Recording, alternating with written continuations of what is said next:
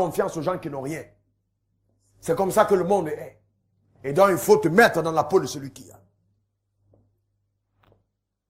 J'ai sorti le document, j'ai posé son bureau, j'ai dit, monsieur le directeur général, j'ai besoin de ton exonération. Je l'ai salué, je ne me suis même pas présenté. C'est toi seul qui peux le faire, il faut le signer là, et tout, voilà, ça va aider à ça. Il a regardé et tout.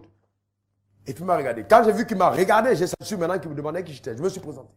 Il a pris le bic, il a signé. Il a demandé à la secrétaire, il faut enregistrer, il m'a donné. J'ai dit, ok, que Dieu te garde, porte-toi bien. Au revoir. Je suis parti. J'avais mon papier. Exonéré. Le conteneur est sorti, sans payer un centime. C'est ça. Une autre fois, j'ai eu une taxation d'office où on a mis près de 87 millions pour taxer, où on ne devait même pas payer 200 000. Les gens voulaient casser. Donc j'ai dit, ok. Quand les gens qui géraient l'affaire n'ont pas pu, j'ai dit, donnez-moi le dossier. Je suis allé la première fois, la femme m'a chassé. Deuxième fois, elle a dit, chassé authentique, ici en Côte d'Ivoire. Troisième fois, chassé. Je suis reparti, je reviens. Elle dit, je vous ai déjà dit, je ne veux pas voir ici. Sortez de mon bureau. Mais si vous voulez gagner de l'argent, à un certain moment, vous ne tenez pas compte de ce que les gens disent. Ça, c'est ça. Vous comprenez ce que je veux dire? À des moments où vous devez être indigne, ou être vous-même en train de porter les cartons pour ranger, ça ne change pas qui vous êtes. Sortez de la mentalité francophile, qu'on vous a mis dans la tête, qui est une fausse mentalité. Gagner de l'argent, ça demande, à un certain moment, de savoir retrousser ses manches. Et de mettre sa dignité de côté. Je vous parle des choses sérieuses. J'ai moi-même, à l'âge de 8 ans à 10 ans, porté des bananes pour vendre des bananes à Yaoundé. Chez ma tante. Avant d'aller à l'école. Non. Toutes ces choses-là, c'est rien. J'ai creusé du sable. Aller dans les carrières, creuser du sable pendant les vacances pour avoir de l'argent de poche. Mon premier jean, je l'ai acheté moi-même. Parce que j'étais parmi les 5 premiers à l'école. Vous pouvez gagner de l'argent. Il faut justement avoir une mentalité, quelqu'un de persévérant. Ne soyez pas là, vous dormez le matin et vous dites oui. La persévérance doit te donner d'aller au lit à 2 heures et de te lever à 6 heures. Même quand ton corps dit je suis fatigué, tu dis monsieur, on se lève, on doit partir. N'oubliez pas, c'est la tête qui décide. C'est ça. Ouais. C'est ça le problème.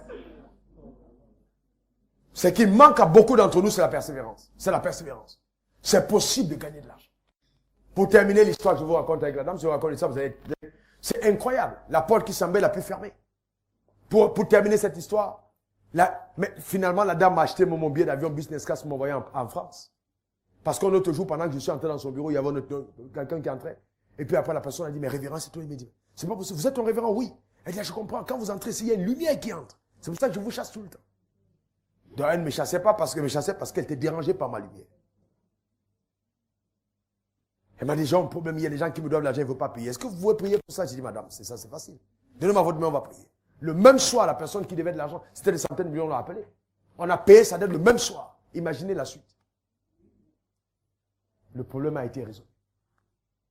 La persévérance. Vous comprenez? Je vois certains d'entre vous aller au marché, vous allez acheter une chemise, on dit non, c'est 8500. Et puis vous dites ok. Je prends non, un homme d'affaires discute. Voilà. Un homme d'affaires discute. Ouais.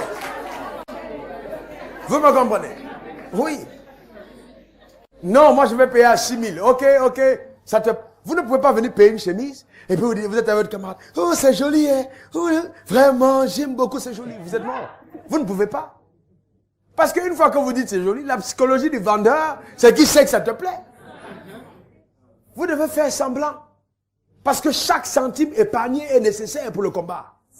C'est ça le business.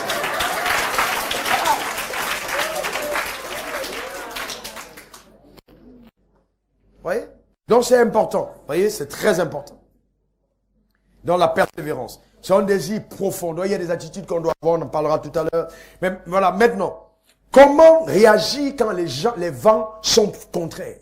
Parce que le vrai problème, c'est que dès que vous vous lancez dans les affaires, vous avez l'impression que les vents sont contraires. Tout va se tourner vers vous pour vous empêcher de gagner de l'argent. Comment faire pour surmonter les tempêtes? Quand les vents sont contraires, vous avez une idée. Vous voulez la déployer, mais tout est contraire autour de vous. Comment vous continuez?